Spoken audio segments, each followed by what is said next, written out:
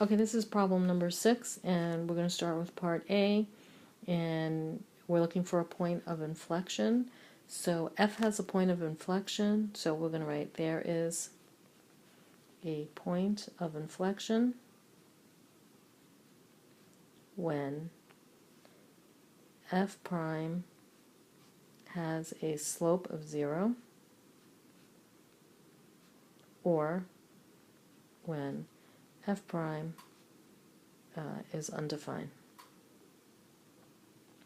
Okay, so if you look at the picture, you can see right over here, there is a slope of 0 right there at x equals -2.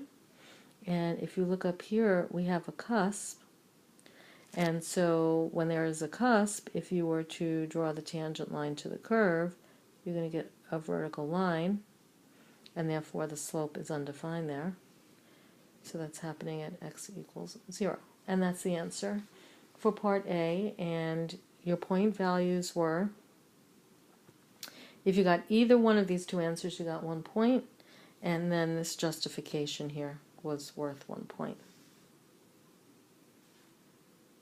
Okay, now we're going to do part B. Now, part B says to find f of -4. So this is the graph of f prime, and so to find f prime of -4, we're going to actually have to do the integral from 0 to -4 to find what was that whole distance to get from there. That will give us f of -4. We're going to go a lot more into that when we go into velocity and acceleration.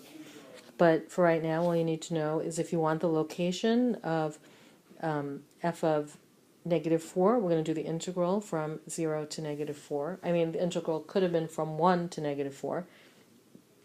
It could be from anything to -4. The thing is that you always have to know where you started.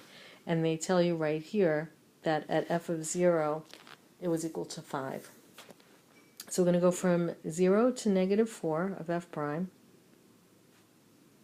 And then you always have to add where you started. Okay, so it says f of 0 is 5. That means it started at 5. So right now, we're just going to deal with this piece here. The problem is that the smaller number is on the top, and the smaller number always has to be on the bottom. So we are allowed to switch the order under one condition, and that is if we negate the integral. Okay, so really, we're going to have a negative. We're going to find what this integral is equal to, and then we're going to add 5. Okay, so that's our goal. Okay, so the antiderivative of f prime of x is just going to be f of x. So we have the integral from So it's just going to be f of x as it goes from -4 to 0. Here's the problem. We don't have a table here. We have no idea what any of these things are. And if we knew what f of -4 was, then we could just solve this problem. So we cannot do that. So just in case you're thinking that. Okay, so if you just look at this notation, which we've been over and over, this means the area under the curve from -4 to 0. And that is actually this little arch thing right here. And we're looking for the area under the curve. So it's this little piece and this little piece. So how could I get that? Well, I don't know what the function is because they just told us it's g of x, so that doesn't help me. Now, you could, if you wanted to, I'm just going to draw a little bit bigger, consider that that's a semicircle which came from a whole circle. You could find the equation of that circle, which actually I did, and it would have been this. The problem is that when you get this into the form y equals, you're going to get this. And you can't solve that by hand. You won't be able to find the antiderivative. So just want to put that out there in case any of you were thinking about why we can't do that. So actually, the way we're going to have to do this, and this is why your geometry class is so important, remember those problems where you have a square and a circle in it? And then you'd find the area of the square and subtract the area of the circle, and you'd be left with these 4 little pieces, right? So we're only going to want these 2 pieces. But if we find the area of the shaded parts, just divide it by 2, and we'll have those 2 little pieces. Okay, so what's the area of this square or rectangle? Well, it's 4 and 4. By looking at the picture, you can tell that. So the area of the square is 16. And then we have to subtract the area of the circle, which is pi r squared. And the radius is 2. So, let's make some room. I know this is a very long problem. So we're going to get 16 minus 4 pi. But that would be for 1, 2, 3, 4 pieces, and we only want 2. So you're going to divide it by 2, and you're going to get 8 minus 2 pi. Okay, so that is our area. I'm going to put that up there. So if we simplify that, I mean, you could just leave it like that. They would accept that. But if you want to simplify, you would get this, which would give us this. Okay, and the point value of the integral originally was 1 point, and then if you get the final answer, that's worth 1 point. Okay, so that's f of negative 4. Now we have to do the whole thing all over again, and we're going to do f of 4. Okay, so to find f of 4, okay, sorry for that interruption. My husband just interrupted me to tell me that he taught JoJo how to lie down, but when I went out there, she wasn't doing it, so I don't know what that is. Anyhow, so now we have to find f of 4, now that he interrupted my whole flow here. All right, so we're going to do the integral from 0 to 4, and don't forget we have to add the 5 where we started from. Okay, thankfully, we are given a function for when it goes through from 0 to 4, so we're going to get this.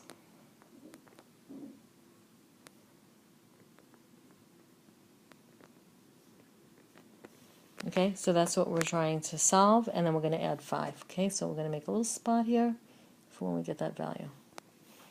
Okay, I would recommend that you rewrite it like this. It'll make it easier to find the antiderivative. Okay, so your antiderivative should be this.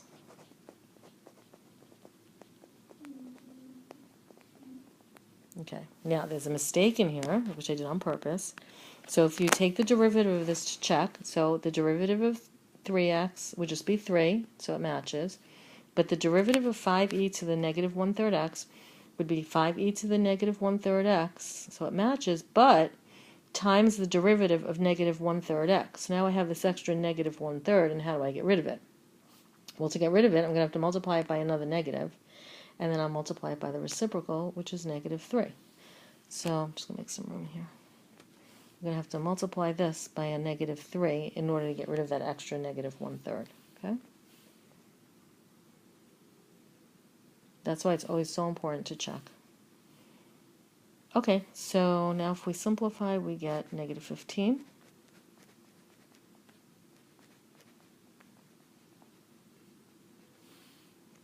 And now we just have to do some calculations.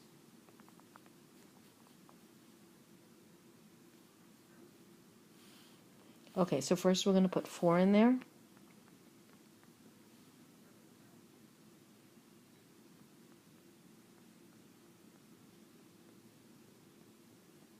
Okay, so that's what we get when we put 4 in there, minus, now we're going to put 0 in there.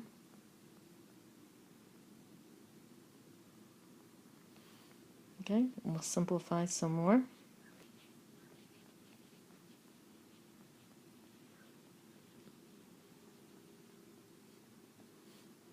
So e to the 0 is just 1. Okay, keep going.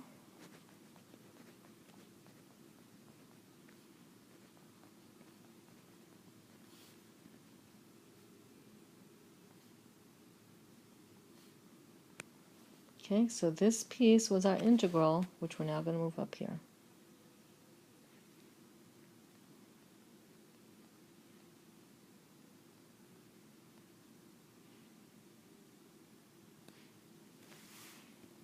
Okay, and then we can combine these.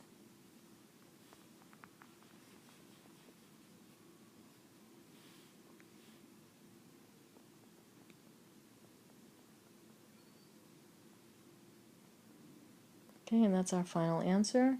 So if you had originally done the integral right, that was 1 point, and finding the antiderivative was 1 point, and now this value was 1 point. So that completes part B. Okay, we're almost at the end. So now we're at C, and we need to find the absolute maximum. So an absolute maximum happens at an endpoint, so it could be happening at f of negative 4, or it could be happening at f of 4, or it could be happening at f of some critical point that we don't know yet. Now we just solved for f of negative 4, and f of negative 4 was negative 3 plus 2 pi. And f of 4 was negative 15e to the negative 4/3 plus 8. And at this point, you should be feeling like a little suspect because you don't have a calculator. How are you supposed to figure out, like, what's the biggest value here?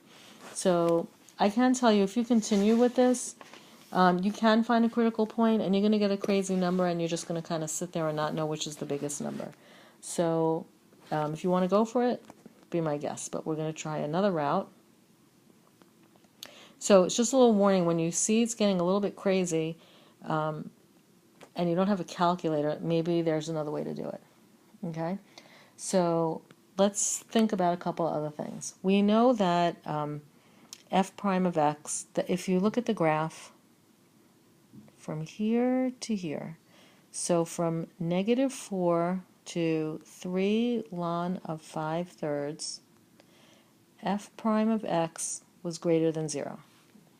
If f prime of x is greater than 0, that means that f was increasing in that interval. Then, let me just get another color. Over here, you can see it's negative. Okay, so from 3 ln of 5/3 until it gets to 4, f prime of x is less than 0. Therefore, f is decreasing in that area. Well, if you're increasing and then you're decreasing, your highest point is where it changes from increasing to decreasing.